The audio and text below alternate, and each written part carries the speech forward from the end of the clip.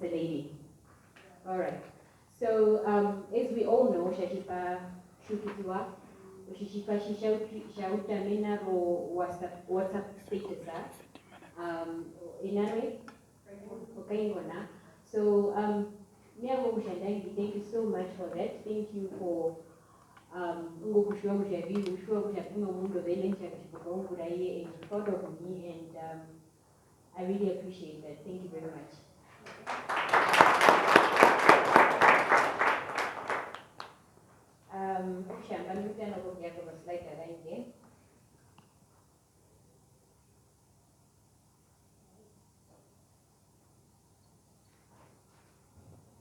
Okay, so my name is Valencia Kashipuka. I am a neuro-linguistic programming life coach. I am a qualified economist, and I am currently pursuing clinical psychology at UNM on a full-time basis. That is me. Other than that, I am just a child of God. I am married. I am from Ikukiro.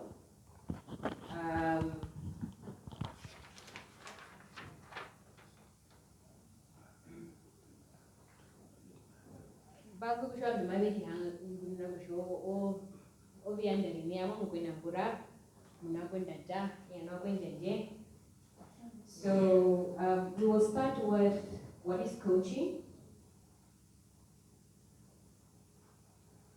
So life coaching is a tool that will help you to develop into the person that you believe you can be, doing the things that you believe in, and that makes you happy. So this is not why I'm here today, but it's part of the work that I do. And most of the time I find that there is still a confusion, is it, what is life coaching? Or life coaching umuntu ngubatira obantu okubepa omuhunga nokubebatira okupaha bushoshikwa shishibehanda shibehakurumu. I always say life coaching is adult learning. We never stop learning, you know. And it's not giving advice. For life coach for related professions like a therapist, mokapo advisor. People don't give advice. So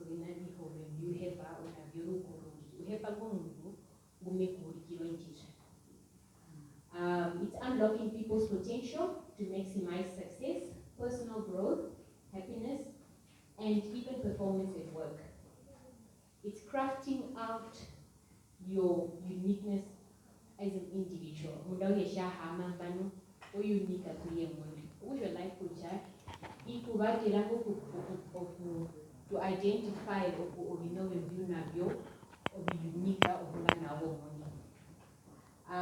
it's art.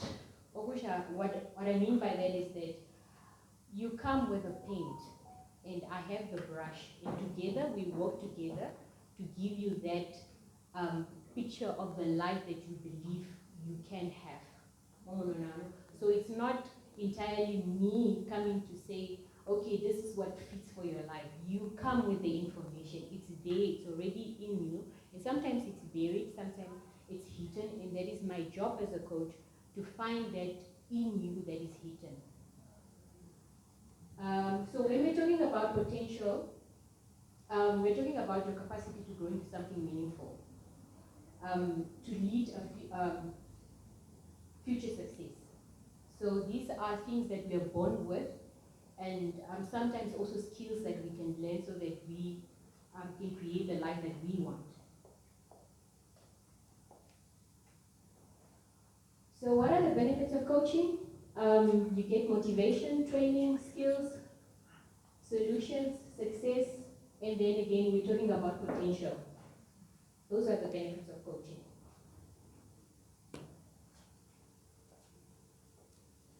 Now, to come back to why we are here today, we are here to talk about mental health. So, what is mental health? Mental health is a state of well-being in which a person realizes his or her own abilities. They can cope with normal stress life, they relate to others, and make healthy choices. They can work productively and fruitfully. They are able to make contributions to their community. Mental health includes our emotional, psychological, and social well-being. It affects how we think, feel, and act. So mental health is your aliveness. So mental health,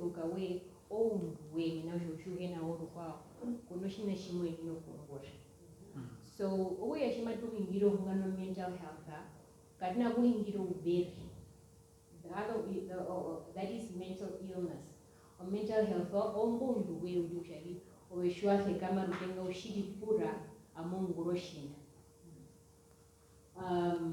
yeah, so we are not referring to mental illness. There's a difference between the two. So mental health is not mental illness, like I said.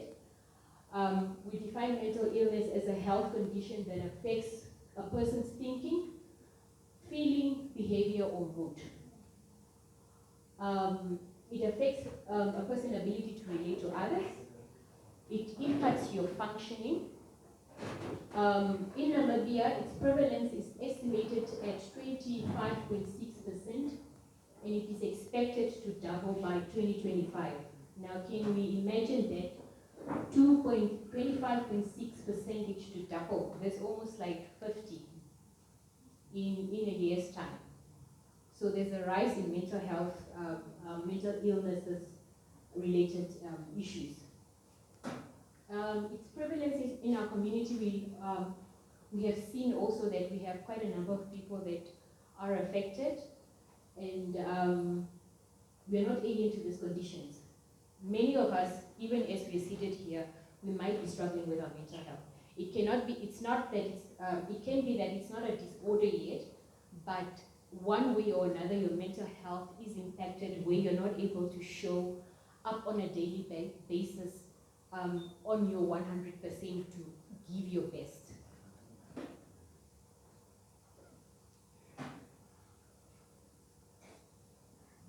So what are the main drivers in Namibia that contributes to mental illnesses? As you can see there, number one, it's attributed to drugs and alcohol, the abuse of drugs and alcohol, chronic infections, and then we have socio-economic factors such as economic stability, healthcare, education, power, living conditions. Another one is also trauma, and then we have our environmental and biological factors that can impact your mental health. Now, with biological factors is that some people can be born with mental health issues. You know, it's in their DNA, they are born that way. So, but today we're not gonna look into the pathologies of people that have disorders. I'm going to talk about people that are functioning and how to take care of your mental health and identify areas in which you may be struggling with so that you can actually seek help or, you know, start something so that you can be better.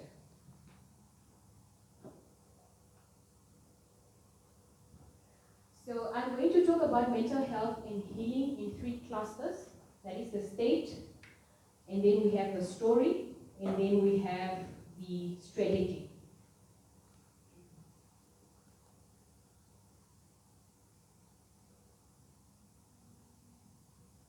So when we talk about the state, we are talking about you as you're seated here, or your hamambo state or moody, which is your mental and emotional well-being.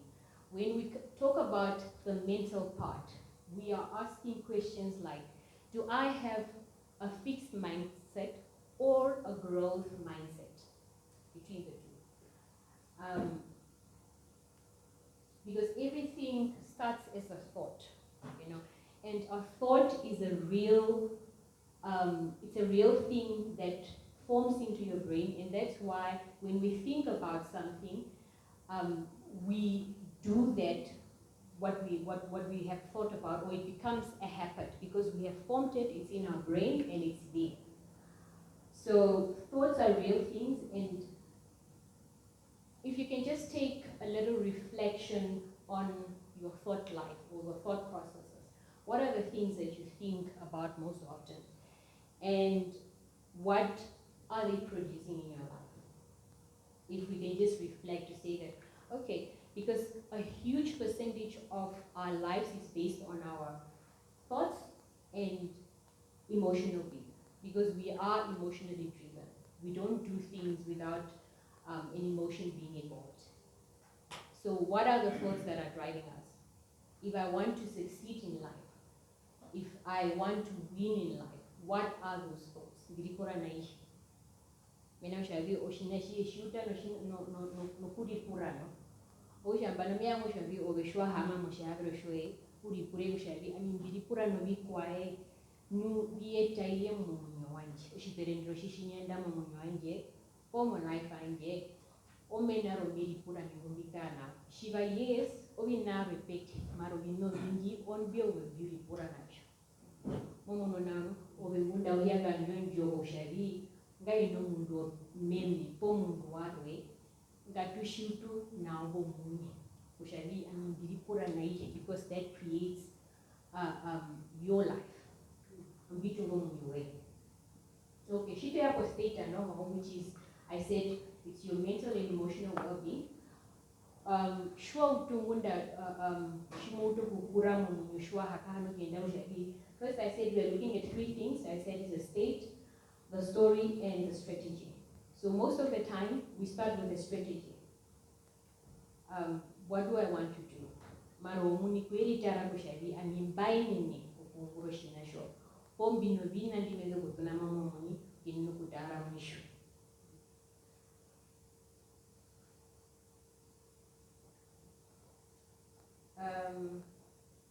Shall we? Like I said, we are emotional beings. We can't separate ourselves from emotions. You find a lot of people that will tell you, I don't do emotions, or you're too emotional, you're too sensitive. But you are an emotional being, and they drive you. They also serve a purpose. They communicate to us and to other people. And that's why when you see somebody who's angry, you notice it on their posture or on their face. If you see somebody who's happy, you also notice it. If you see somebody who's upset or who is in pain, you also notice it. So they communicate, they serve a purpose. You just need the right tools to navigate them so that they work for you, not them the other way around. So now we move over to the story. The story is your being. Or story. When I told the woman, where is my mental, emotional being? So my story started with depression, and it's not who I am, it's what happened to me. So that being, if somebody is seated in here in this audience and they're suffering from a mental health related issue, that's not who you are. It's something that is happening to you, and you need to separate your individual being from the mental health issue. So, and then what I realized is that potential not used turns into pain. And this is where mental health comes in. If you have potential, if you know that there's something on the inside of you that you want to do, something that you want to offer to the world, and you're not making use of it, it sits there and it's always screaming for you to act on it. Now, when you don't do anything about it, what happens to you? You become angry, you become frustrated, and then you feel the shame because you wake up every day and you know that I could be doing that, but I'm not doing it. And so you sit with all that guilt, and then what happens to you? Because we are all telling ourselves, I don't have mental health or mental illness related issues, but these are the things that we are sitting with. And what happens to that? It turns into mental disorders. This is where we get depression, anxiety, and then we also will touch a bit on PTSD, which is post-traumatic stress disorder. And then we will move over now to trauma, where a lot of people, when we think about trauma, they want to imagine these big events like a car accident, a fire, or a death. These are the noticeable traumas that we see that can affect somebody else. But what about trauma that ask questions like, how were you loved as a child? What happened to you as a child? Who cared for you as a child? Because now you are an adult, you need to parent somebody, or you need to relate with somebody else, but there's that interpersonal issues. So these are the small t traumas that we talk about. And then we get stuck in pain. Holding on to pain, building stories around pain, and the limiting beliefs. Some of us, we hang on to pain until we find something valuable. And when I'm talking about pain, I'm not talking about pain in relationship. I'm talking about pain, and the pain that you want to do something, but you're not able to do it. And you sit with that pain. You lost a job. You lost your dream. That's also pain. So I'm talking about pain and broad. So, and then we sit with the story of pain, and then we are victims. We can't separate ourselves from that. And what happens to that? That turns into mental disorders. We get depression, we get anxieties, and all these other related mental health issues. And then we hang on to that pain until we find something valuable. So the only way you can separate yourself from pain is when you find something valuable to replace that pain with. And sometimes that can look like yourself, because you are valuable. So you have to ask yourself, in this pain that I'm seated in, until when do I want to sit here as a person? My individuality, do I value that? To sit in something that I know it's no longer working, it's done, it's not serving me, but I'm stuck in it because I've made it so valuable more than myself. And then that's where we focus on. What you focus on will definitely grow. You become what you practice. So if every day you are doing a particular thing, but on the inside of you there's a different picture that shows that I could be A and B and C, but you are practicing something different, it doesn't work like that. You just become what you're practicing. It's like looking for a brown car. You will find it. You can't say, I want a red car, but you're focusing on the brown car. You'll definitely get the brown car.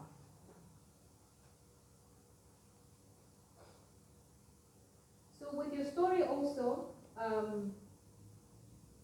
who are you, And then what are your values, vision? I believe another speaker will touch on those things. Attitude and your personality. Because all those things, they contribute to your mental health.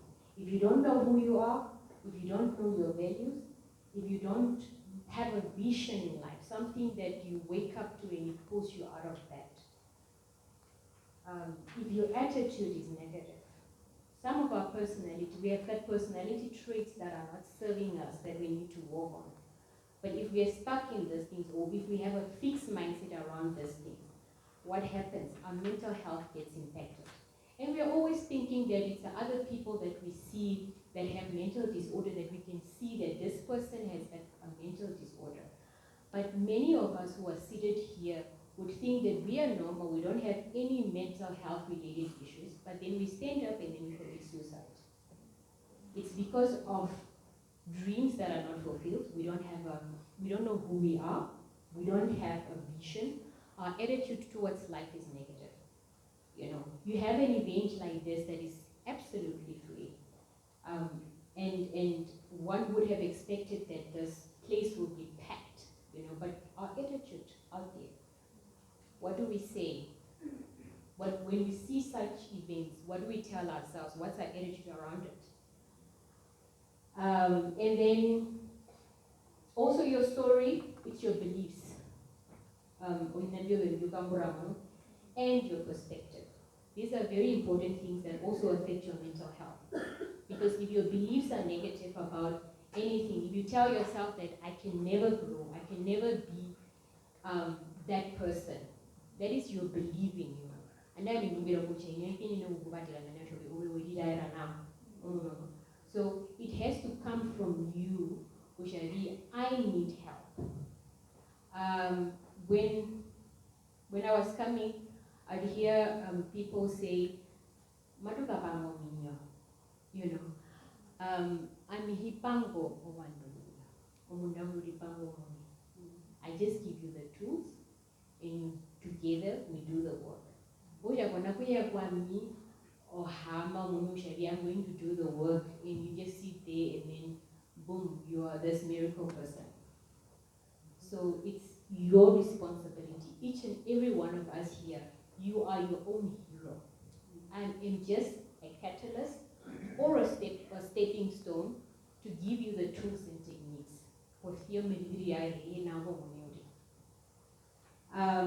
In our story also we notice our patterns.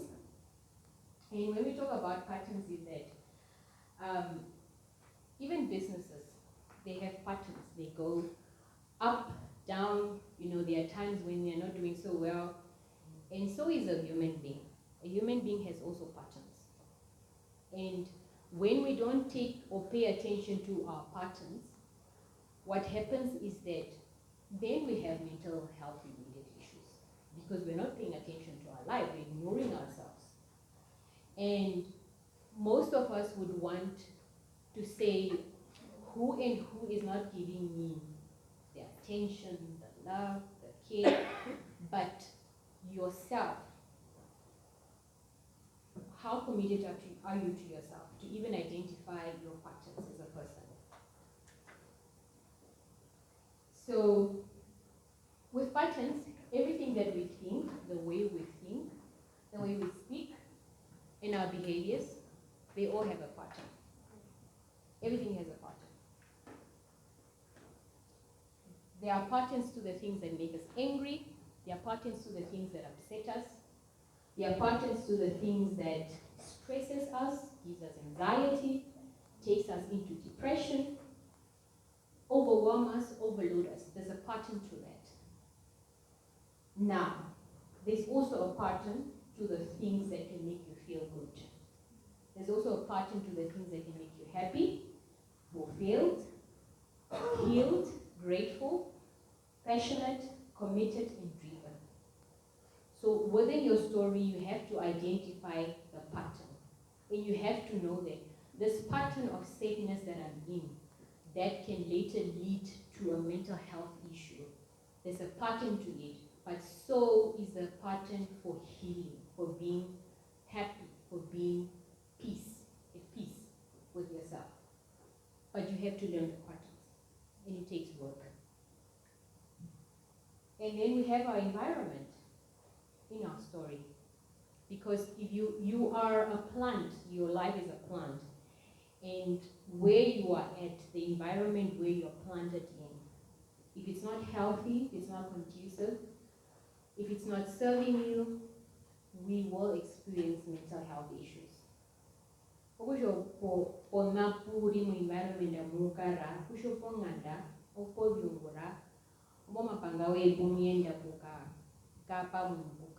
Chill.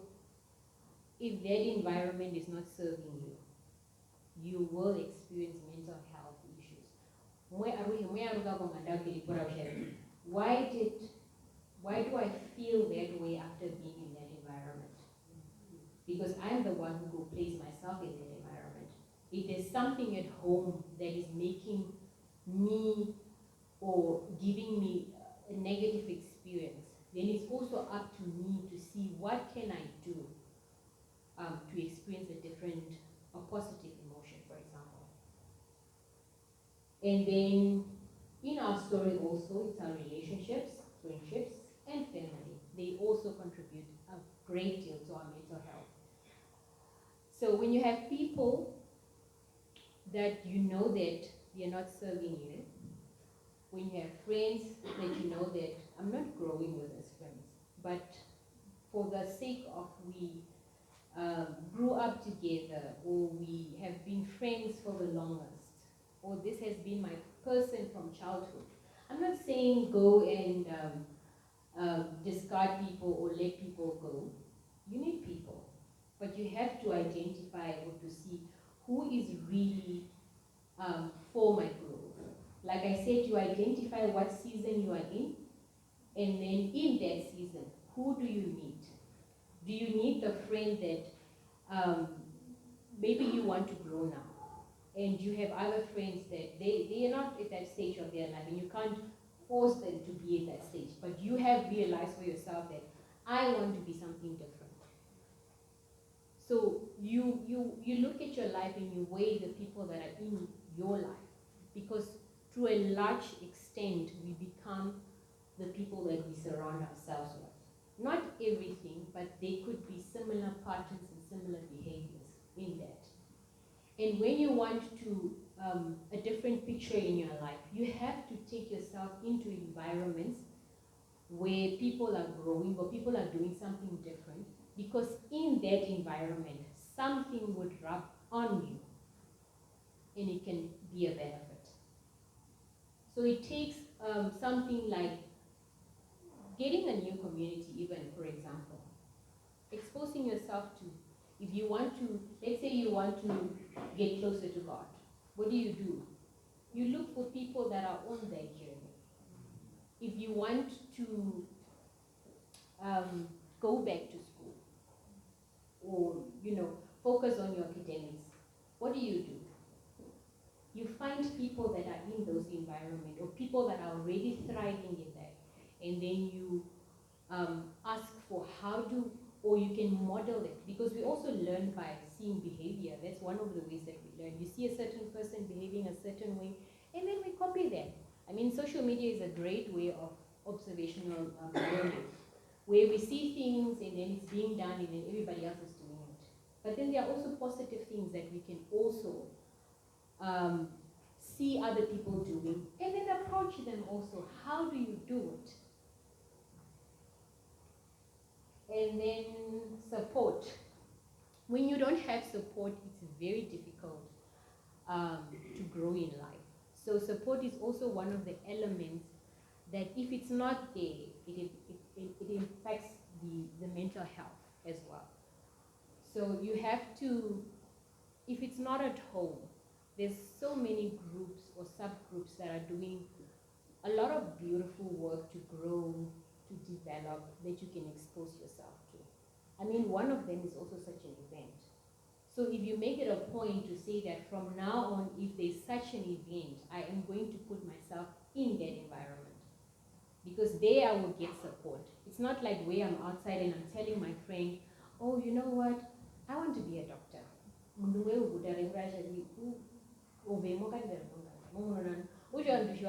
Outside, but when you bring yourself in a community of people that believe in potential, and I'm a very big believer in potential, I believe that each and every person can be great. It's not about fame, it's not about becoming popular, but it's about becoming great and serving others. And we all have the potential to do that.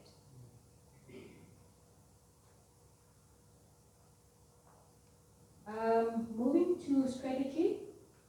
So once you have identified the state, you know now your story, we move to strategy, which is basically how, so this is where healing starts. All of us has